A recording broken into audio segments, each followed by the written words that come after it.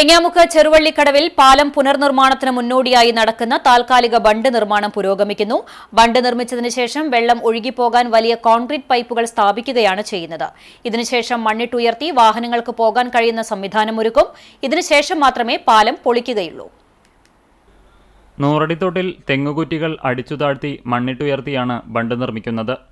സംസ്ഥാന സർക്കാർ പാലം പണിയാനായി അനുവദിച്ച 7.94 കോടി രൂപ വിനിയോഗിച്ചാണ് പുനർനിർമ്മിക്കുന്നത്. നിലവിലുള്ള ചെറുവള്ളിക്കടവ് പാലത്തിന് 30 മീറ്റർ നീളവും ആകെ 4.65 മീറ്റർ വീതിയുമാണുള്ളത്. പുതിയ പാലം 20 മീറ്റർ നീളമുള്ള 3 സ്പാനോടുകൂടി ആകെ 60 മീറ്റർ നീളത്തിലും ഇരുവശത്തും 1.5 മീറ്റർ വീതിയുള്ള നടപ്പാതകളും 7.5 മീറ്റർ വീതിയുള്ള കാരേജ് വേയുമടക്കം ആകെ 11 മീറ്റർ വീതിയിലുമാണ് നിർമ്മിക്കുക.